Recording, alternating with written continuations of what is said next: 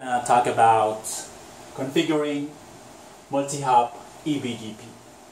So why do we need to use multi-hop eBGP?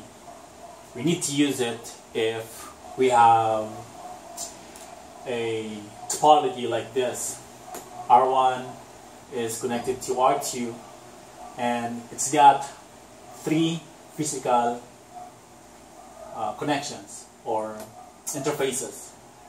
So for redundancy purposes, of course you want to use the three links, and you actually need to use a loopback interface for your source, for your update source. So we're going to talk about the actual configuration a little later, but for now that's one of the uses of or applications of multi-hop eBGP. And let's actually talk about the behavior of eBGP. eBGP assume that it's directly connected, its neighbors are directly connected by default, and the eBGP messages are actually originated with TTL 0. So that's what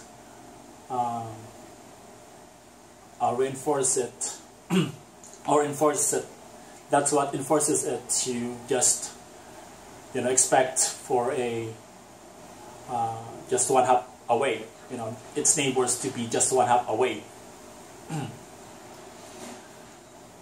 So let's talk more about its applications. So like I said earlier, in this kind of topology that we have, parallel equal cost links, we can use multi-hop eBGP, and it's for load sharing and to avoid a session failure from an individual link failure.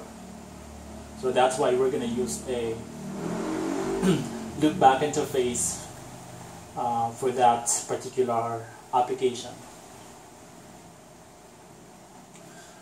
So yeah, let's talk about configuring it. So I listed three steps of configuring multi-hop eBGP, and number one is make sure that the multi-hop endpoints are reachable. So basically, if you are trying to configure R1, you need to make sure that all the physical addresses are reachable. And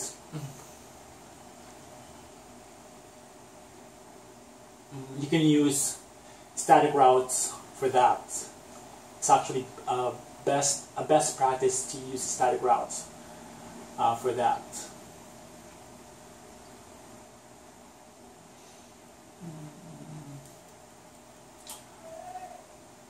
So in this case, you need to make sure that the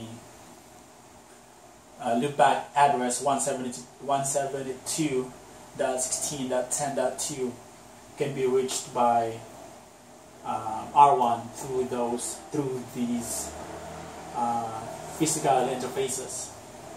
So so you need to actually, like stated there, you need to configure a static route. Let me just verify that here.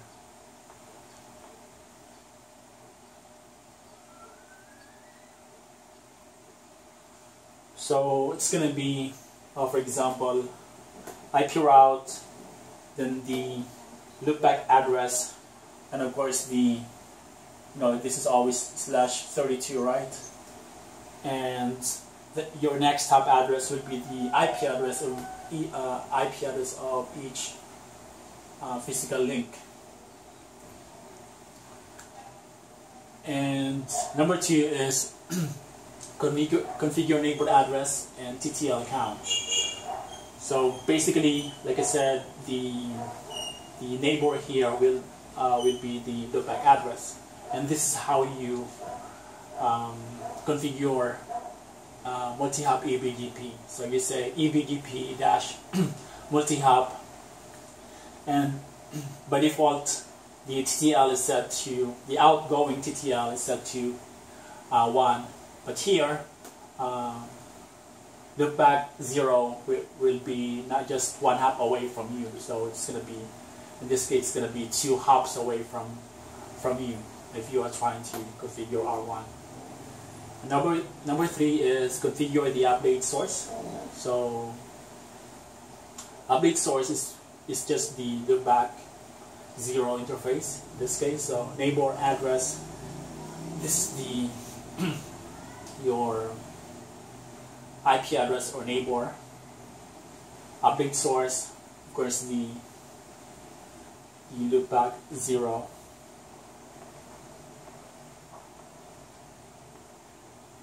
Yeah, that is correct. And if you notice that the loopback 0 here has the IP address of 192.168.10.1, and here it's got a different IP address, so they're not on the same subnet. So I've got some notes here. Physical interface addresses are, if we are trying to configure this topology here, R1 and R2. So you just have to make sure that your physical interface addresses are configured and they are on the same subnet. Let me just verify that.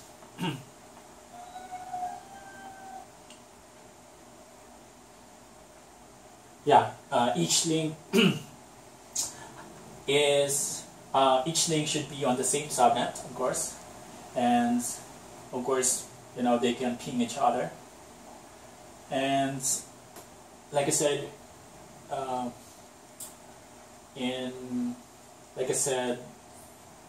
from number 1 step, static routes can be configured for the loopback address to be reachable on both endpoints, or on both ends. And here's an example of R1 configuration. So this is, basically can be just the same configuration on both sides. So here, of course, you have to go to the router configuration, BGP router configuration. So in this case, router BGP local AS number, and neighbor, of course, the loopback address, which is 172.16.10.2. Remote AES will be 65.520, and of course neighbor again, IP address, and this is, like I said, in this step, how you configure eBGP multi-hop. So in this case it will be 2, because the loopback address here is not actually directly connected. It's going to be 2 hops away from R1. And neighbor, same thing. Update source, of course, your loopback 0 interface. So of course you have to do the same thing on R1, but I'm not going to show that. It's just pretty easy, or just simple configuration. So yeah, that's it for configuring multi-hop eBGP. Thanks.